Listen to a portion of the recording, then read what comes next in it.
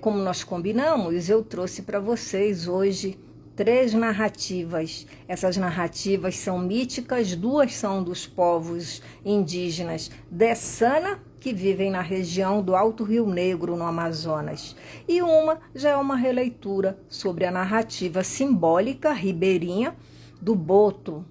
Então, eu vou desligar a câmera para que vocês possam ficar apenas ouvindo a minha voz, pensando nessa tradição oral, pensando na riqueza desse imaginário cultural amazônico.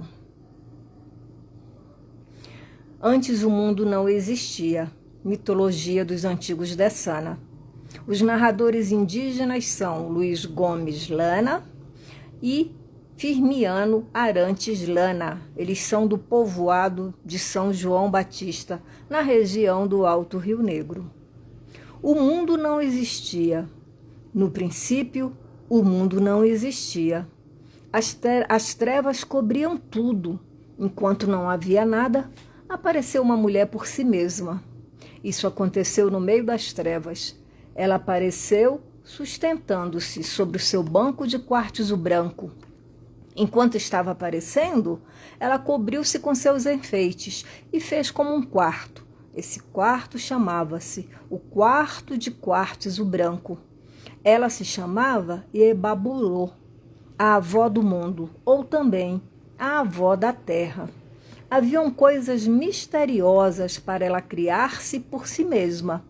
Haviam 6 coisas misteriosas: um banco de quartzo branco, uma forquilha para segurar o cigarro, uma cuia de ipadu, o suporte desta cuia de ipadu, uma cuia de farinha de tapioca e o suporte desta cunha.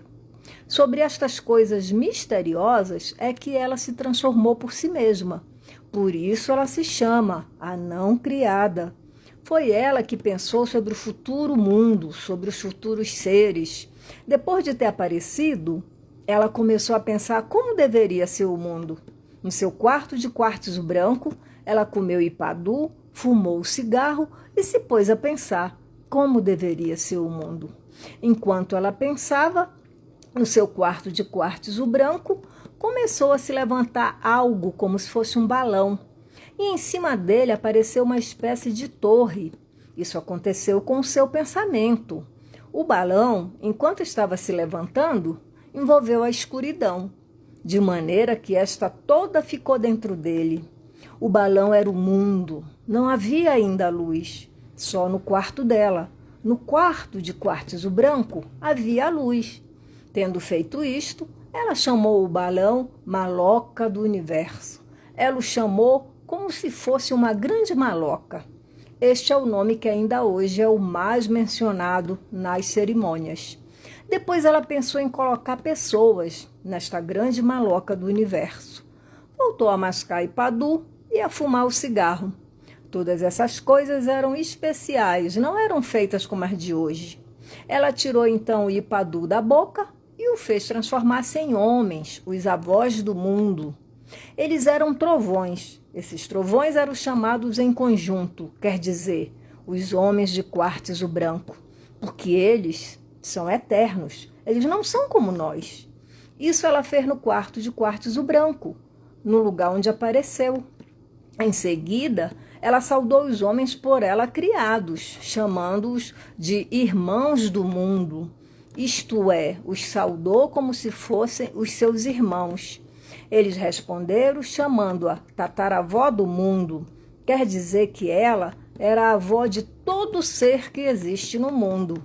Feito isso, ela deu a cada um deles um quarto nesta grande maloca, que é a maloca do mundo. Os trovões eram 5. Nós os chamamos avós do mundo. O primeiro, como primogênito, recebeu o quarto de chefe. O segundo recebeu o quarto da direita, acima do primeiro. O terceiro recebeu o quarto no alto do giral do jabuti, no lugar onde se costumava guardar o casco de jabuti, tocado nos dias especiais de dança. Assim era também na maloca do mundo. O quarto trovão recebeu o quarto da esquerda, acima do primeiro, e em frente ao segundo quarto. Por fim, o quinto recebeu o quarto bem na entrada, perto da porta onde dormem os hóspedes. Como disse antes, o mundo terminava em forma de torre. Na ponta da torre havia um sexto quarto, onde estava um morcego enorme que se parecia com um grande gavião. O lugar onde ele estava chamava-se Funil do Alto, quer dizer fim do mundo ou os confins do mundo. Cada um recebeu assim o seu quarto nesta grande maloca do mundo. Esses mesmos quartos tornaram-se malocas, que se chamam malocas do mundo. Cada trovão ficou morando em sua própria maloca. Ainda não havia luz no mundo. Só nessas malocas havia luz, do mesmo modo como na maloca de Ebaburô. No resto do mundo, tudo ainda era escuridão. Assim encerramos a primeira narrativa e a segunda também é a mitologia sagrada dos antigos Dessana, mas aí é do grupo dos filhos de cabeça chata do povoado Cucura, no Alto Rio Negro, no Amazonas. Os narradores são Américo Castro Fernandes e Dorvalino Moura Fernandes. Os indígenas são pai e filho. A criação do mundo. O Murinecu, o avô do universo, era um ser que apareceu por si mesmo, no universo. Um dia, cansado de viver sozinho, ele disse a si mesmo: farei outros seres com a minha aparência que se chamarão Umuri-Maçã. Gente do universo, eu sou um criador, eles também terão a capacidade de criar. Eu sou um sábio, eles também serão sábios. E ficou pensando nisso durante muito tempo. Antes não havia terra, nem água, rios, animais, peixes e seres humanos. Só existia escuridão. Por isso, o Murinecu disse: eu farei primeiro a terra para a gente do universo morar. E se pôs a pensar sobre como deveria ser feita a terra. No fim, começou o seu plano de trabalho. Em primeiro lugar, ele pegou 2 bastões, lança-chocalho, que ele cruzou e em seguida jogou pelo espaço. Os 2 bastões formaram a base da terra. Ele os abençoou, dizendo: esses bastões segurarão a terra. Um será osso de mulher, o outro osso de homem. Desses bastões nascerão e crescerão filhos nessa terra que não terá fim. Logo a seguir, o Murinecu pegou uma peneira tecida de uarumã de sapo, a jogou em cima da cruz de bastões e, girando-a, abençoou. Essa peneira de uarumã de sapo formará a primeira camada da terra. Essa peneira gerará a gente do universo. Essa peneira será o ar puro, a carne, o osso, o sangue e a saúde da gente do universo, o leite e o mel, que nunca terão fim. O Murinecu pegou em seguida uma peneira de arumã de cobra e, jogando-a em cima da primeira, abençoou. Essa peneira de arumã de cobra formará a segunda camada da terra. Essa peneira gerará a gente do universo. Essa peneira será o ar puro, a carne, o osso, o sangue e a saúde da gente do universo, o leite e o mel, que nunca terão fim. Depois, pegando uma peneira de arumã de água, ele a jogou em cima das 2 primeiras, abençoando.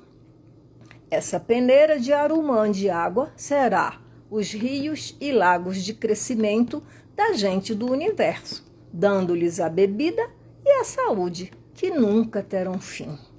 Naquele momento, apareceram mares, rios, lagos, igarapés e lagoas. O Murinecu e pegou então uma peneira de arumã de massa de mandioca e, jogando-a em cima das outras, ele abençoou. Essa peneira de massa de mandioca será a peneira das frutas do mato. Essa peneira dará comida e saúde que nunca terão fim para a gente do universo. Ele formou assim a quarta camada da terra.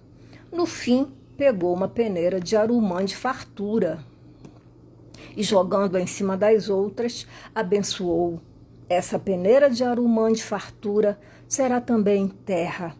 Essa peneira será o alimento e a saúde da gente do universo, que nunca terão fim.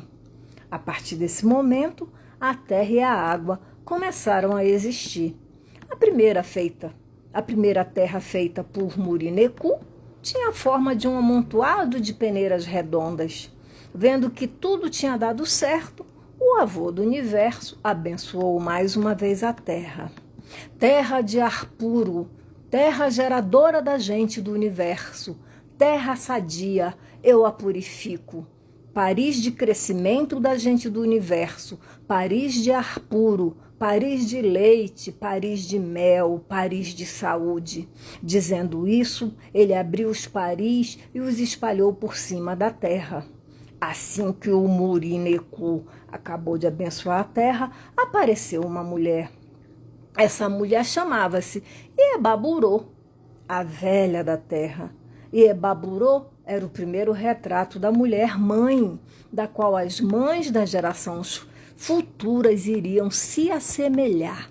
Voltando-os para o Murinecu, Iebaburô o chamou irmão maior do universo. Ele a chamou avó da terra. Ele a chamou assim para que ela fosse a avó das gerações futuras do universo. É dessa maneira que eles se saudaram. Os dois procuraram durante muito tempo o meio de fazer a gente do universo. Um dia, o Murinecu disse para Iebaburô: olha, avó do universo, eu vou prosseguir com a minha criação. Termine o seu plano de trabalho, irmão maior do universo, ela respondeu. O universo para eles era uma grande maloca. Dentro dessa maloca, o Murinecu principiou a sua cerimônia. Primeiro, ele abençoou assim: banco de quartzo branco, banco de ouro, banco de pedra preta, banco de leite, banco de mel, banco de descanso, banco de saúde, banco da gente do universo. Dizendo isto, ele fez aparecer o banco, colocou no lugar onde queria sentar, fez diminuir seu calor e sentou. Sentado no banco, ele continuou a benzer. Banco de crescimento, banco de leite, banco de ar puro, banco de saúde da gente do universo. Depois, pegando o suporte de cuia, ele o abençoou. Suporte de cuia de quartzo branco, suporte de cuia de ouro, suporte de cuia de pedra preta, suporte de cuia de descanso da gente do universo, suporte de cuia de saúde da gente do universo. Dizendo isso, ele colocou o suporte de cuia no chão. Depois, pegando duas cuias redondas do mesmo tamanho, ele as abençoou. Cuia de quartzo branco, cuia de ouro, cuia de pedra, cuia de leite, cuia de mel, cuia de crescimento da gente do universo, cuia de descanso da gente do universo, cuia de saúde da gente do universo, do leite e do mel. Aparecerá e se amamentará a gente do universo, com o mel das frutas dos cipós, topã e uratô, peiotô, diatô e ubitô, dessas frutas grandes e pequenas, dessas frutas de cor branca, vermelha e preta, crescerão e amamentar-se-ão os umuri maçã. Terminando esta cerimônia, ele levou as duas cuias, colocou uma delas no suporte de cuia, cobrindo-a com outra do mesmo tamanho. Feito isso, o Murinecu pegou a forquilha de cigarro e abençoou. Forquilha de quartzo branco, forquilha de quartzo de ouro, forquilha de pedra preta, com cigarro do homem encaixado nela, cigarro de leite, cigarro de mel de abil, serão gerados os umuri maçã. Acabando de abençoar, ele levou o suporte de cuia com a cuia coberta com a outra de igual tamanho, até a porta dos paris interiores da maloca. Depois disso, ele fez sentar na porta do nascente da maloca do universo, em cima do banco já abençoado. Sentado, No nascente, ele começou a soltar a fumaça do cigarro, abençoando-a em direção da cuia. Naquele momento, entrou Ebaburô, perguntando: "O seu plano de trabalho deu certo, irmão do universo?" "Eu não sei", respondeu ele. Pouco depois, eles foram até a cuia e, destampando-a, eles a olharam para dentro. Nada viram. Não havia sinal de vida. Não havia sinal de gente. E Ebaburô disse então: "Você, sendo um homem sábio, não soube formar os primeiros umuri maçã. O que vamos fazer agora?" O Murinecu queria fazer tudo sozinho, mas não havia dado certo. Por isso, ele respondeu para Ebaburô: "Melhor não desanimarmos. Agora chegou sua vez de tentar fazer os primeiros umuri maçã." "Está bem", assentiu Ebaburô. Depois de cobrirem novamente a cuia com outra de tamanho igual, Ebaburô apressou-se em sentar na porta da nascente da maloca, no banco já abençoado por Murinecu. Ela pegou o cigarro, o encaixou na forquilha e iniciou a oração, repetindo as palavras e os gestos de Murinecu. Quando acabou de abençoar, ela soprou a fumaça do cigarro em direção da cuia, como fizera o Murinecu. Enquanto isso, o avô do universo estava abençoando Ebaburô, dizendo: "Faço dessa cuia a cuia da vida, a cuia da saúde da mulher, e deito sobre as suas coxas." Assim que terminar a cerimônia, os dois correram até a cuia que destamparam. Olharam então para dentro. Viram nela 7 sinais de gente, parecendo-se larvas. "Agora sim, nós conseguimos formar a gente do universo", disse Ebaburô. A nossa próxima narrativa é a libertação, Mundica e o Boto. Essa narrativa foi retirada da Revista dos Alunos de Literatura Brasileira. O título da revista é Opiniões, editada em São Paulo, em 2021, pela Universidade de São Paulo. O narrador é o artista amazonense Antônio Mesquita. Mundica, a Raimunda, era uma caboclinha bem animada, muda e graciosa. Todos os dias, no fim da tarde, ia tomar seu banho na beira do rio. Gostava de pular do barranco em frente ao barranco. Deixava os cabelos voarem ao vento e mergulhava no rio, com muita alegria, apesar de sozinha. Um dia veio um boto. Ela viu, mas não ligou. Ele se aproximou docemente e a cercou.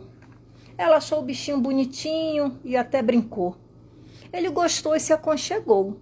Quando percebeu, estava com o corpo empinado, colando-se todo ao seu. Abraçou com carinho e bem apertadinho. Ficou encantada com o bichinho. Logo ele sumiu nas águas com a mesma magia com a qual surgiu. Depois daquele dia, os banhos no rio não eram mais os mesmos. Ela sempre esperava a chegada do seu querido Xirimbabo, mas ele nunca mais voltou. Depois começou a se sentir enjoada e aos poucos a barriga ficou inchada. Passado mais um tempo, a menina floriu. Dela brotou um boto menino. Chorou esquisito e parecia sufocar. Não queria leite, não queria mamar. Fazia um ruído estranho e se debatia a arfar. Por alguma razão, ela sabia o que fazer, mas só depois de algum sofrimento, levou o menino para molhar nas águas do rio. Segurou com toda a delicadeza e cuidado, temendo que ele escorregasse e se afogasse nas águas. Primeiro, mergulhou as perninhas do curumim. Logo, se alongou e parecia acalmar. Era como uma canção de ninar. Mundica relaxou e sorriu, vendo como era bonito seu filho que acabara de chegar. Qual não foi a sua surpresa ao perceber o menino a mesma agilidade do pai? O Peralta escorregou como um peixe liso, escorregando como água, difícil de segurar. Escapou sem deixar uma chance para que ela conseguisse conter ou segurar. Assustada, ficou sozinha na beira, água, aflita a chorar, sem a barriga, sem um bebê, sem ter como explicar.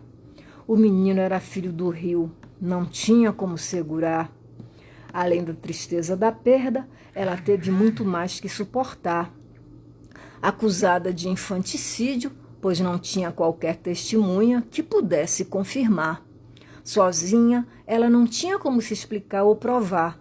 Chamaram o juizado, veio o delegado e juiz para acusar. Todo mundo com dedo em riste, todos a ralhar e condenar. Ela, coitada, só sabia chorar. Ainda era muito menina e não sabia como explicar. Tentava uma sequência de mímicas e sinais, mas não havia quem entendesse alguma coisa. Chorava a menina mundica e, junto com ela, os seios a derramar. Foi levada para uma cadeia, não tinha como contestar. Era preciso julgar e não teria como se safar. A cada dia ficava mais triste, não conseguia repousar. Mesmo sem nada para fazer, naquele pequeno lugar. Passaram algumas luas cheias e outras a emagrecer. Mundica permanecia apática, muda, sem nada fazer. Uma longa espera sem razão para viver. Queria ir embora, fugir ou desaparecer. Os dias eram muito lentos, parecia que nunca acabariam. Não teria como passar. Queria ir na beira d'água para o menino procurar. De longe, pela janela da cela, via o rio passar. Sabia que ele haveria de passar. Ficava horas e dias olhando a água passar. Mirava o movimento das águas na espera de um sinal encontrar. Esperava o salto de um boto, somente assim poderia animar. Queria ir lá fora, entrar na água, mas não tinha como se safar. Certo dia, atendendo a seu pedido, 2 botos começaram a se apresentar. Depois se tornou rotina, surgiam em todos os fins de tardes, saltavam alegremente a brincar. Era como um aceno, um alento para a menina, para suportar. Logo compreendeu que era o seu menino, juntamente com o pai, que iam lhe visitar. Um dia se formou um temporal muito grande para desabar. Ela ficou com muito medo dos raios e trovões a ameaçar. Eles pareciam mais eufóricos, mergulhavam fundo para melhor saltar. Saltavam mais alto, como querendo algo comunicar. Logo se fez noite e ela não teve como se acalmar. Clarões e trovões continuaram a amedrontar. Tudo se desdobrava nas águas e aumentava o brilhar. Não tinha como evitar. Dormiu aflita, sem grande motivo para sonhar. Era como uma pedra esperando o sol retornar. Não sentiu a terra movendo, nem o barraco a deslizar. Fez um estrondo estranho e tudo a desabar. Não teve nem tempo de se benzer. Era a terra caída a acontecer. Dissolveu tudo em volta. Não havia para onde correr. Era a própria paisagem a se mover, levando consigo as construções dos homens, as árvores de todos os tamanhos, nada deixando no lugar. No dia seguinte, as águas estavam mais turvas do que o normal. O sol se abriu bonito, como que saudando os 3 botos que desciam o rio. Animados, saltavam sem parar. Certamente, era um encontro memorável. Seguiram nas águas do rio-mar, águas que levam, mas que podem voltar.